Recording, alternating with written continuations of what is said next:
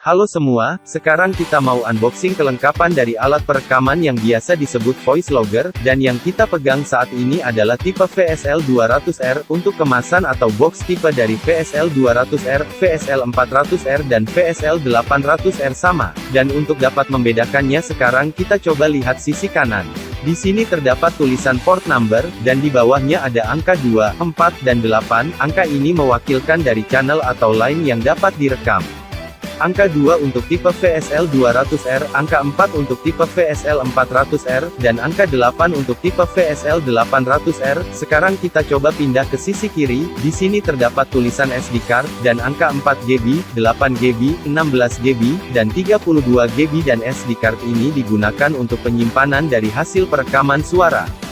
Di sini yang diberi tanda adalah 8GB yang berarti di dalam box ini terdapat SD card 8GB. Dan sekarang kita coba buka dan lihat kelengkapannya apa saja. Di sini ada power supply untuk power dari VSL 200R dan untuk tegangannya 5 volt 3 ampere. Selanjutnya ada baterai CMOS.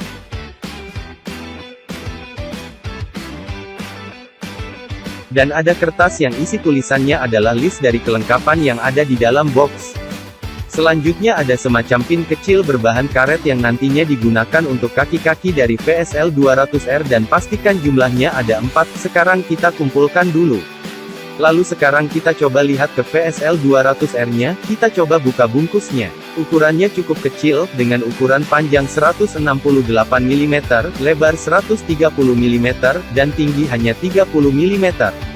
Sehingga mudah untuk ditempatkan di mana saja karena tidak banyak makan tempat. Sekarang kita coba lihat tampilan depannya, desainnya cukup simpel, dan untuk tampilan sampingnya juga simpel, ada lubang-lubang kecil untuk ventilasi udara agar device-nya tidak panas. Dan kita pindah ke bagian belakang, di sini ada slot SD card-nya, kemudian ada slot untuk kabel power dan ada port untuk USB juga, ada port LAN untuk disambungkan dengan komputer atau jaringan.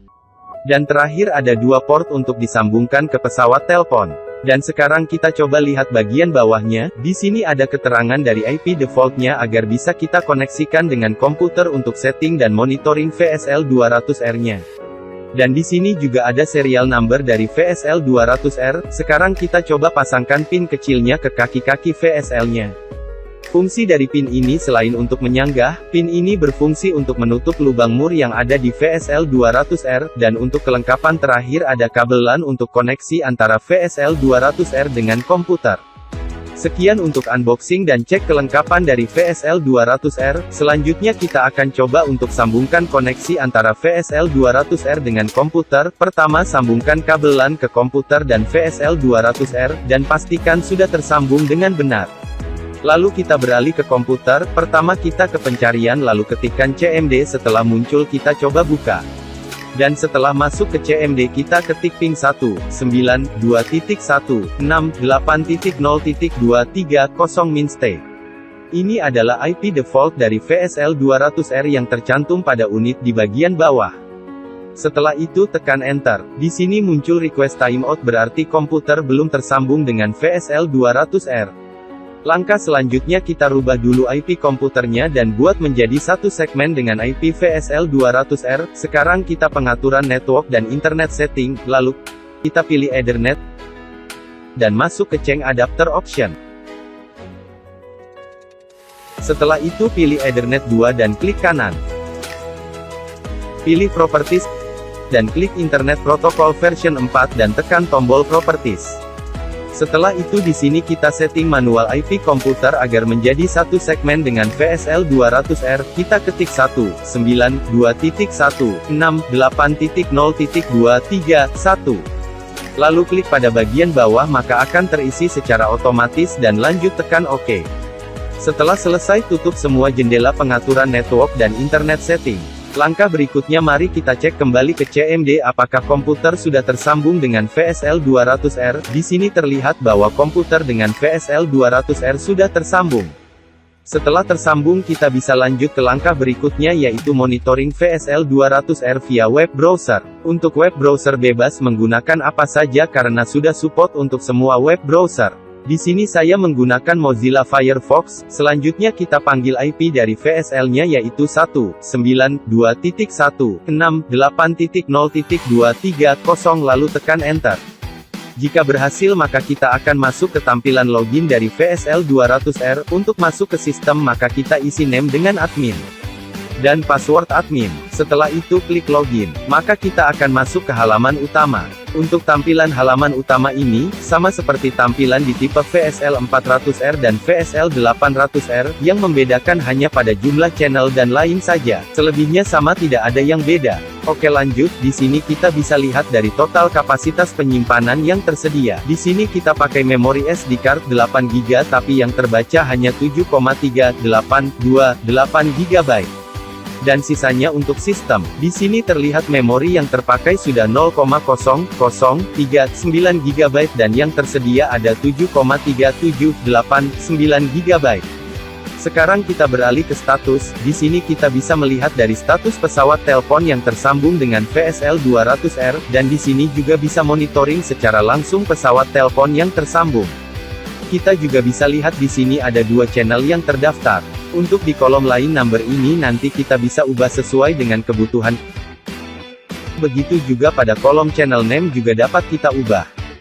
Dan pada kolom status ini kita bisa lihat apakah pesawat telepon tersambung atau tidak.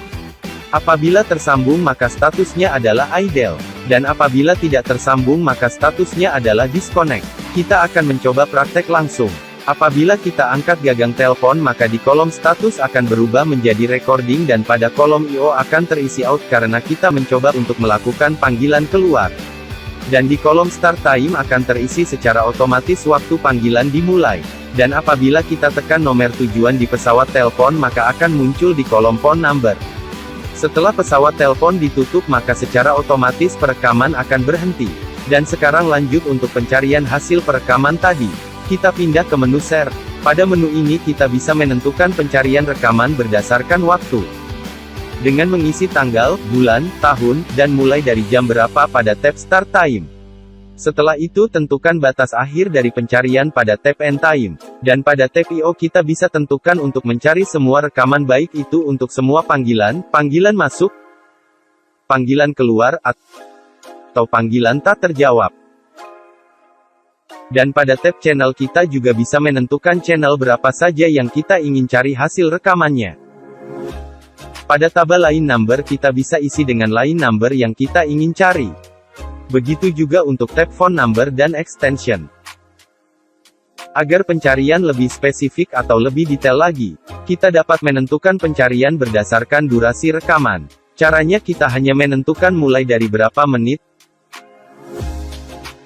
dan kurang dari berapa menit.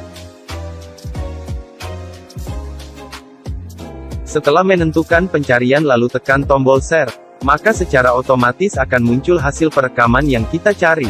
Di sini kita bisa memilih rekaman mana yang akan kita putar, dengan cara pilih salah satu filenya. Lalu tekan play, maka akan muncul jendela browser baru, dan untuk memutar hasil rekaman, tekan tombol play untuk mendengarkan hasil rekaman. Halo, selamat siang dengan Pak Jubaidi. Siang, betul, bisa dibantu. Saya dengan Pak Yoyo, Pak. Maaf Pak, saya lagi tes record VSL voice recording. Oke Pak. Terima kasih, selamat siang. Siang. Sekarang kita tutup jendela browsernya. Kita juga bisa mengunduh hasil rekaman tadi, dengan cara klik pada tombol download, dan pilih simpan berkas lalu klik OK. Dan sekarang kita lihat berkas yang kita unduh, lalu kita juga bisa memutar hasil rekaman dengan menggunakan aplikasi media player yang support dengan format codec. Selanjutnya kita juga bisa menghapus hasil rekaman, dengan cara memilih salah satu berkas. Lalu tekan tombol delete. Lalu pilih OK, maka hasil rekaman akan terhapus. Jadi kalian harus hati-hati dalam melakukan penghapusan data rekaman. Dan pastikan rekaman yang Anda hapus adalah rekaman yang benar. Sekarang kita beralih ke menu sistem, dan pilih option. Di sini kita dapat melihat beberapa pengaturan seperti, map port defaultnya adalah 1, 2, 3, 4, 5, dan untuk web port, 80. Di sini kita dapat mengubah sesuai dengan kebutuhan. Pada tab restart time, fungsinya untuk menjadwalkan device restart otomatis. Jadi pastikan waktunya pada saat tidak ada aktivitas dari pesawat telepon. Dan pada tab Time Mode, di sini untuk perintah kirim pemberitahuan melalui email, apabila ada perekaman di atas 20 menit. Karena untuk antisipasi apabila gagang telepon tidak tertutup dengan sempurna, atau mungkin tidak sengaja tersenggol. Selebihnya kita dapat ubah sesuai dengan kebutuhan. Sekarang kita pindah ke channel. Pada menu ini kita dapat melihat pengaturan dari channel pesawat telepon. Dan kita bisa merubah pengaturan, seperti LAN number, channel name, dan lainnya. Pada tab If Record, pastikan dalam posisi Enable, agar VSL 200R merekam aktivitas suara dari pesawat telepon. Dan pada tab Record Mode, terdapat pilihan metode perekaman. Untuk metode Voice, merekam pada saat telepon menangkap suara, apabila tidak ada suara perekaman akan berhenti. Untuk metode Voltec, merekam pada saat gagang telepon diangkat, dan berhenti pada saat gagang telepon ditutup. Untuk metode Key, merekam pada saat nomor khusus ditekan, dan berhenti pada saat nomor khusus ditekan atau gagang telepon ditutup. Dan untuk metode Room, ini sama dengan metode Voice. Selanjutnya untuk menentukan nomor khusus agar bisa digunakan pada metode Key, kita dapat tentukan nomornya pada tab Start Key, dan tab End Key. Selebihnya biarkan saja seperti itu, atau ubah sesuai dengan kebutuhan. Selanjutnya kita pindah ke menu Update Time. Pada menu ini kita harus memastikan waktu dari VSL 200R dengan waktu sekarang sudah sama. Karena ini sangat penting untuk memudahkan kita dalam melakukan pencarian hasil rekaman. Apabila ada perbedaan waktu kita cukup klik pada tombol Update. Kita coba ke menu selanjutnya, yaitu Change IP. Di sini kita dapat melihat dan merubah IP dari VSL 200R sesuai dengan kebutuhan kita masing-masing.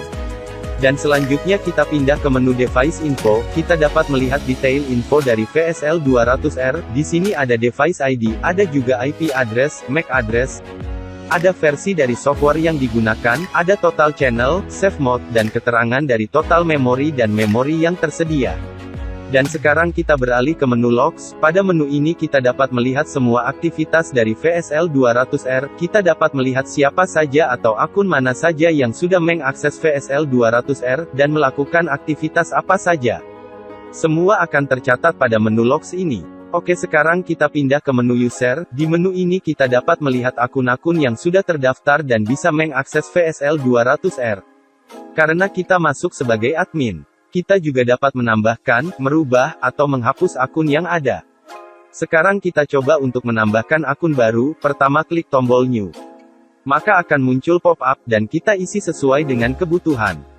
Di sini juga kita dapat menentukan hak akses dari akun yang kita buat. Setelah semua sudah ditentukan, klik tombol New, lalu pilih OK. Dan pilih OK lagi, maka akun yang kita buat tadi, akan muncul di daftar menu User. Di sini ada hal yang harus diperhatikan karena ini sangat penting, bila kita melakukan perubahan pengaturan apapun. VSL 200R harus di-restart untuk menyimpan perubahan. Karena tadi kita membuat akun baru, maka kita harus melakukan restart. Adapun langkahnya adalah, masuk ke menu Reboot, lalu tekan tombol Restart. Dan pilih OK, maka VSL 200R akan otomatis melakukan restart. Dan tampilan di browser akan keluar atau logout. Tunggu hingga VSL 200R selesai restart. Dan coba kita lihat ke CMD, status berubah menjadi Request Timeout.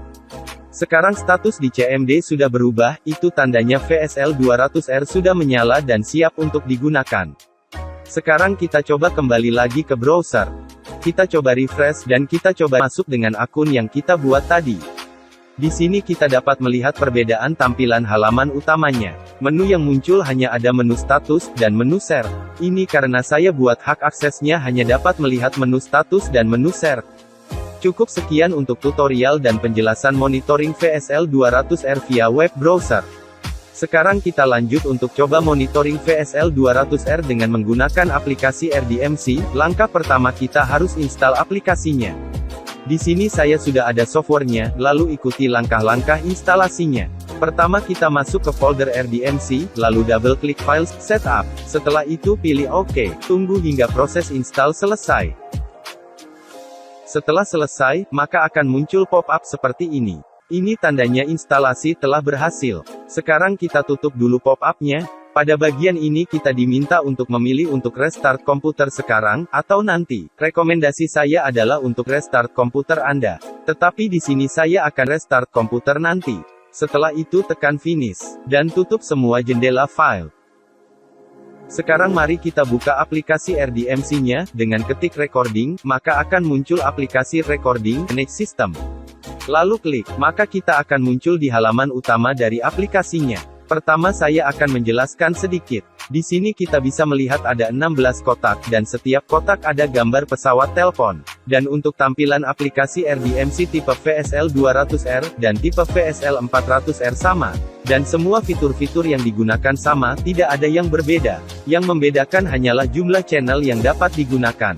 Di sini yang sedang kita gunakan adalah tipe VSL 200R maka channelnya hanya ada 2, dan untuk VSL 400R ada 4 channel.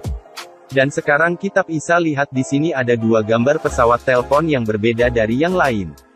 Di kotak pertama berwarna biru, warna biru di sini menandakan bahwa pesawat telepon tersambung, atau siap untuk direkam. Dan di kotak kedua berwarna merah, berarti pesawat telepon tidak tersambung. Artinya di halaman utama ini kita bisa monitoring apakah pesawat telepon sudah tersambung atau belum. Untuk kasus ini, saya hanya menyambungkan satu pesawat telepon. Sekarang kita coba login, masuk dengan username, admin. Dan password, admin. Selanjutnya mari kita coba untuk melakukan panggilan dengan pesawat telepon. Pada saat pesawat telepon diangkat, maka secara otomatis tampilan gambar pesawat telepon juga akan terangkat. Dan ada durasi perekamannya juga. Pada saat pesawat telepon menekan nomor, maka di aplikasi juga akan muncul. Begitu juga pada saat pesawat telepon ditutup, maka perekaman akan berhenti. Jadi di aplikasi ini kita monitoring aktivitas secara langsung. Sekarang kita coba untuk buka file rekaman tadi. Klik share pada menu di atas. Dan kita akan pindah ke halaman share. Di sini harus menentukan dulu mulai dari tanggal berapa, dan sampai tanggal berapa. Pada tab IO kita bisa pilih untuk pencarian panggilan masuk atau panggilan keluar atau semua panggilan. Setelah itu pilih share, dan semua file rekaman akan muncul. Sekarang kita coba pilih rekaman yang tadi kita rekam. Setelah itu kita pilih icon play, maka rekaman akan terdengar.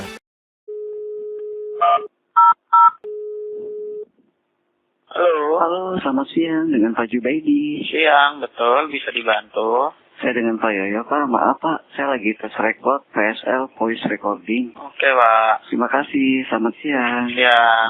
Selanjutnya kita coba pilih extraction. Extraction di sini sama seperti fitur download di web yang berfungsi untuk mengunduh file rekaman. Tetapi di sini ada sedikit perbedaan, kalau di sini kita bisa memilih format yang kita inginkan. Ada format aslinya, WAV, dan MP3. Setelah kita tentukan, lalu kita pilih destinasi atau letak file download. Di sini saya pilih di desktop, lalu pilih OK, maka akan muncul pop-up letak file penyimpanan. Dan di desktop juga bisa kita lihat filenya. Sekarang kita coba putar file yang ada di desktop.